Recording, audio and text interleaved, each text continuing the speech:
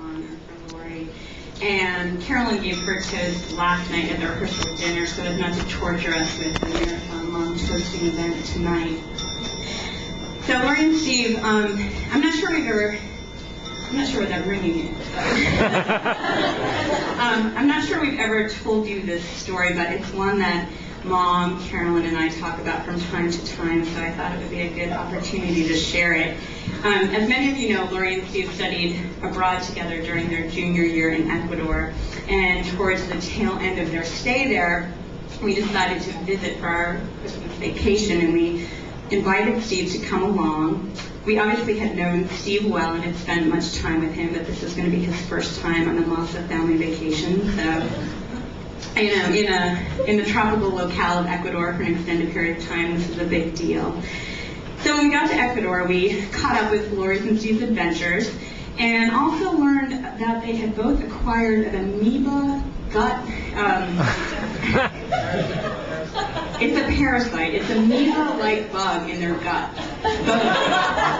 So, not the most pleasant of situations, but also not that unusual for living in the tropics. And so we figured, not that big of a deal. We'll have a stomachache from time to time, but we'll be able to manage.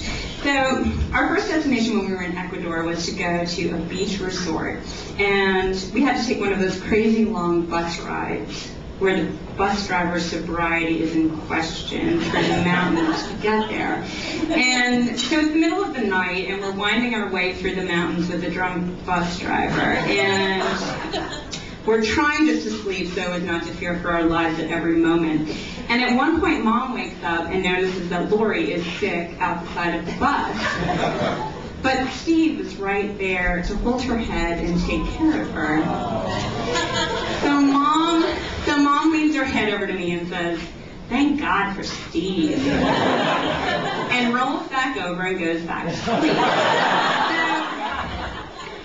As many of you probably know, the Massa women are incredibly overly protective of each other to really an unhealthy point. And so for all three of us just to lie back and let Steve take care of Lori was a huge event. So through the rest of our trip, there were many times when the amoebas would rear their ugly heads and Lori and Steve would be sick. Actually, when we got to the resort, Steve's amoeba started acting up, and Lori took care of Steve in the cabina while Mom, Carolyn, and I had fruity drinks on the beach. So this was the first time that we had commented on Lori and Steve being a couple. They weren't just going on fun little dates or doing homework together, they were really taking care of each other. There aren't many couples and take care of each other in such a loving and selfless way. Lori and Steve, you have an incredibly mature and honest relationship. You are two of the most devoted, hardworking, fun, and loyal people that I know.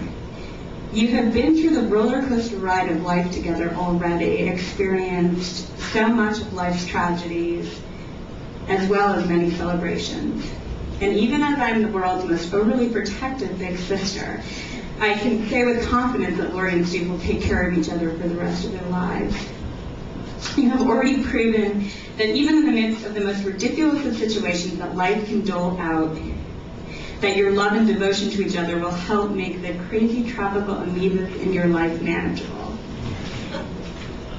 So I know that Dad is looking down and smiling upon the both of you right now. And even though he warned us that we couldn't start dating until we were 35, so Lori is really shaking it up here with the marriage at 25. But I know he couldn't be more proud of the life that you've chosen to lead or the partner that you've picked to share it with. I know Dad's raising a Manhattan in the air right now, and I'll ask you all to join in wishing Lori and Steve a life rich in success, good health, and amazing adventure. Cheers. Cheers.